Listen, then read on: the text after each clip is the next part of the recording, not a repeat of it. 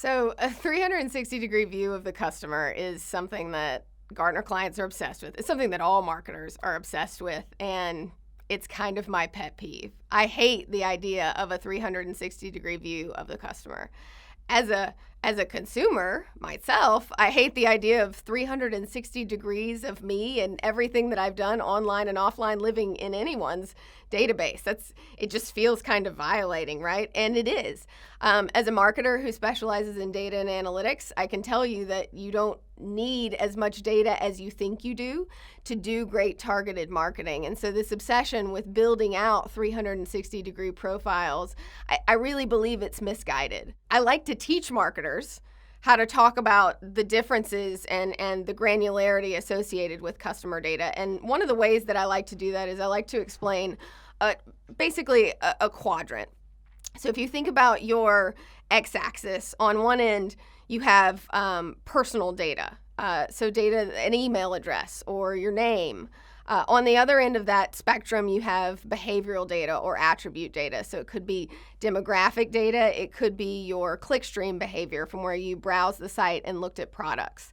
Then think about the y-axis of that quadrant.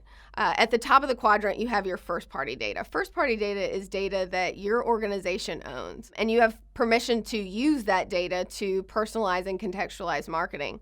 On the bottom half of that quadrant, you have third-party data. That's data that you might buy from a data exchange or data that you might leverage from a publisher to target advertising. That's data that you don't own, but that you've been given permission to use because it's anonymized. So there are a number of ways that data in each of the four parts of this quadrant can interact.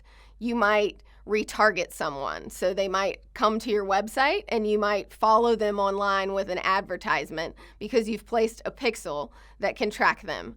You might match first-party data to first-party data. So you might match behavior on the website to an email address when you ask someone to log in.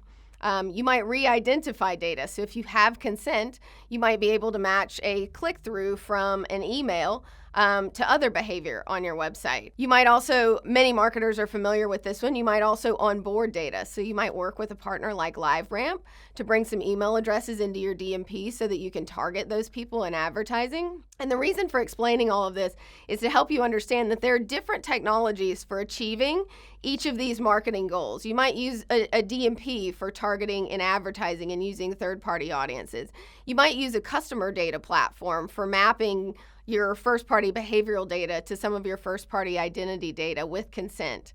And then you might use an onboarding partner to make sure that you're matching some of those owned audiences with third-party audiences in a privacy-compliant way. But one of the things that you can't do is you can't go all the way around that quadrant 360 degrees with one tool. And I think once you understand that, you begin to understand that the idea of a 360-degree view of the customer it's just kind of silly.